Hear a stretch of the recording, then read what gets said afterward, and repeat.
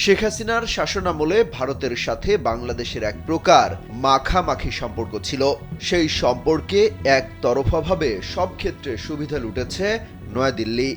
এমনকি মন চাইলেই যখন তখন সীমান্তে হত্যাকাণ্ড ঘটাতো তারা। ৫ আগস্টের পর পাল্টে গেছে সেই পাশার টান। এখন ভারতের চোখে চোখ রেখে কথা বলছে বাংলাদেশ, জবাব চাইছে সবকিছুতে। বার্তা দেয়া হচ্ছে নিজেদের স্বার্থ রক্ষায় এক চুলো ছাড় নয়। এমন পরিস্থিতিতে দিল্লির সাথে কিছুটা শিথিল সম্পর্ক চলছে ঢাকার। এর মধ্যেই বাংলাদেশ সীমান্তে ভারতের অংশে হঠাৎই নিরাপত্তা জোরদার করেছে মোদী সরকার।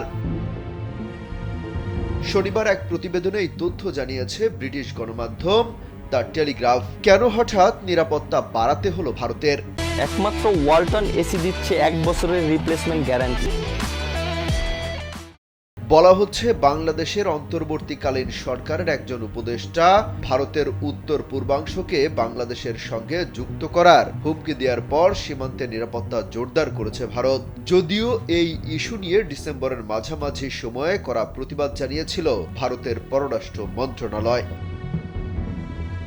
দ্য টেলিগ্রাফের প্রতিবেদনে বলা হয়েছে, শুক্রবার ভারতের সীমান্ত রক্ষী বাহিনী গঙ্গা, ব্রহ্মপুত্র এবং সুন্দরবন সহ বাংলাদেশের সঙ্গে ভারতের সীমান্ত অতিক্রমকারী নদীগুলোতে নতুন ভাসমান সীমান্ত চৌকি তৈরি করেছে।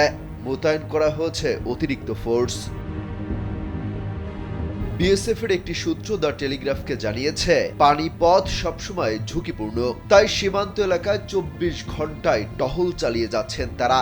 অতিরিক্ত ভাসমান ফাঁড়িগুলো সময়ের প্রয়োজনেই বসানো হয়েছে বলে দাবি তাদের। এদিকে চীনের সাথেও সীমান্ত নিয়ে বেকায়দায় পড়েছে ভারত। এতদিন ভারতে যে দুটি অঞ্চল নিজেদের বলে দাবি করত, সেই দুই অঞ্চলকে নিজেদের শহর হিসেবে ঘোষণা দিয়েছে বেইজিং। ভারত সীমান্তবর্তী চীনের উত্তর পশ্চিমের জিনজিয়াং প্রদেশের দুটি নতুন প্রাদেশিক অঞ্চল ঘোষণা করেছে দেশটির সরকার। তবে বেইজিং এর ঘোষিত কাউন্টির কিছু অংশ ভারতের কেন্দ্রশাসিত অঞ্চল লাদাখের মধ্যে পড়েছে দাবি করে এর আপত্তি ও প্রতিবাদ জানিয়েছেন নয়াদিল্লি। তবে কোনো কিছুতেই পিছু হটছে না বেইজিং। তারা সেই অঞ্চলে মহড়া চালাতে পারে বলেও শঙ্কা করছেন বিশ্লেষকরা। বলা হচ্ছে, দীর্ঘদিন এই অঞ্চল নিয়ে তেমন উত্তেজনা দেখা না দিলেও নতুন করে উত্তপ্ত হতে পারে পরিস্থিতি।